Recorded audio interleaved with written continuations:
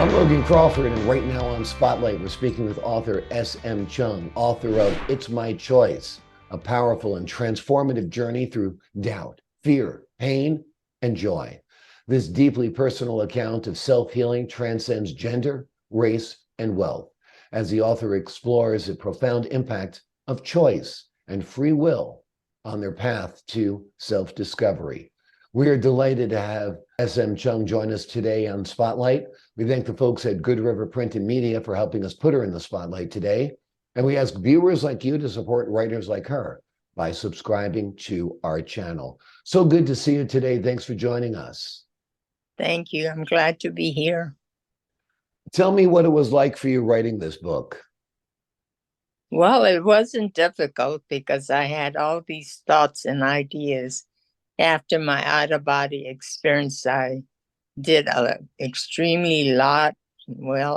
great deal of thought. And had many questions that I had since childhood.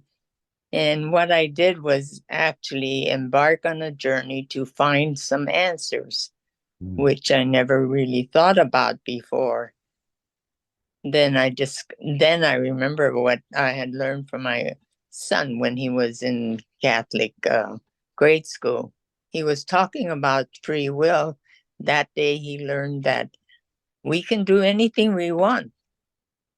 And when I remembered that, I thought, that's right, but we don't think about those things. We don't tell ourselves we can do anything we want. Usually we have questions, and we have questions of self-doubt. So it's really important for people to stop, like they say, stop and smell the roses. Think about what you're doing on a daily life, and you'd be surprised what you find out. Yeah. And it's very empowering once you believe that you can do anything, that you do have free will, that you have control. Yes, that's very, very true. And it's very, it gives you greater confidence on who you are and what you can do. Great, great. Who did you write the book for? Is it for people who are going through hard times? Is it people who are just living their lives and will come across, barriers and obstacles in their lifetimes?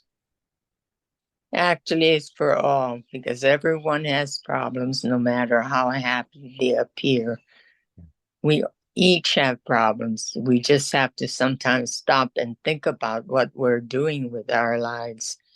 And in doing so, you always discover something that you can improve in your life. So you always Absolutely. do that. Absolutely. In what ways do the choices we make during our lifetime contribute to our mental, physical, and spiritual healing, would you say?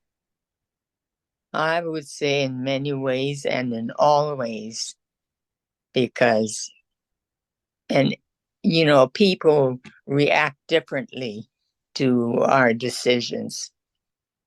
But we need to think about what we're doing to ourselves, because actually, if we end up with a problem and we think we have a problem, it's really our choice that brought us to that point.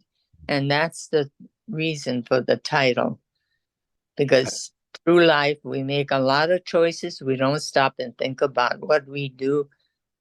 But here I am today, and it is through the choices I made that brought me to this point. Exactly. What would be your best advice for someone who is struggling on their journey towards spiritual healing? Take time out. I always recommend to my friends, meditate. I do that daily, even for 15 minutes. You have to rest your mind. You cannot allow your mind go willy-nilly through life. Stop and think of what you're doing. I mean, really think about what you're doing. Then you'll begin to get answers that you like, and you actually act on those answers. Then you'll have better direction in your life. We talked before. You said you lived in Hawaii, which of course is a beautiful place. Does living in a beautiful place filled with natural beauty help you on your spiritual journey? Well, a lot of I lived on the mainland for 20 years prior to coming back to Hawaii. I was born and raised and educated in Hawaii, but for about 20 years, I lived like in various states because my husband was in the military. So we traveled a lot. And when I talk to young people like locally here, I always recommend to them, go out, go live in different places, find out what people are like, find out what places are like, and you will learn because you will always learn something daily. Everybody teaches you. Just listen carefully to what people are saying because sometimes they find solutions, and those are the solutions that will help you become a better person. Because the reason I did this is I wanted to become a better person. Okay, how do you do that? Well, you stop and think of what you're doing. And there are some things that they're not better things to do. You can do better than that. So it begins by thinking about what you're doing and by acting out on what you can do because the solutions are within you. You don't say the answer is out there, the answer is within you. And you become very self reliant. And in becoming self reliant, and you do things and you find success in it, it builds your confidence and it maintains you maintain your inner strength. In fact, you build your inner strength so you can actually take care of any problem that comes along. What do you attribute your philosophy on life to Eastern philosophy, the concept of having chi and so forth, inner power? Yes, because I believe in energy. Everything is full of energy. I wanted to learn a little bit about physics because I didn't have enough room in my curriculum to take physics. So I bought a book and I started reading it. And the first chapter it said was, energy is never destroyed. And it used the word never. It is merely transformed. And I thought, wow, that is powerful. That's awesome. Yeah. You don't think about those things. So then, by myself, I think about things. Well, yeah, you think of different situations and conditions. Energy isn't destroyed, it is transformed. It's transformed to another kind of energy. Right.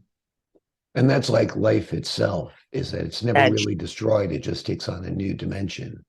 that's right. Yeah. That's why when the Bible started talking about immortality, I'm thinking, immortality, what does that mean?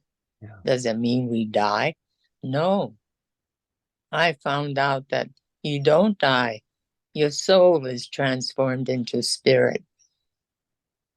Tell us a And little bit about your experience with the out of body experiences. that's right. And I always wanted to know as a kid, what's it like to die? And besides, why are we born if we have to die later? Why do we have to go through this?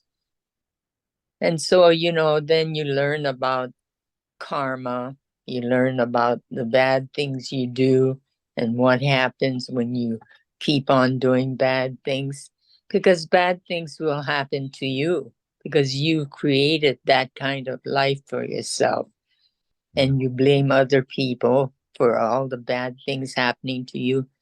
No, it's not their responsibility, it's your responsibility.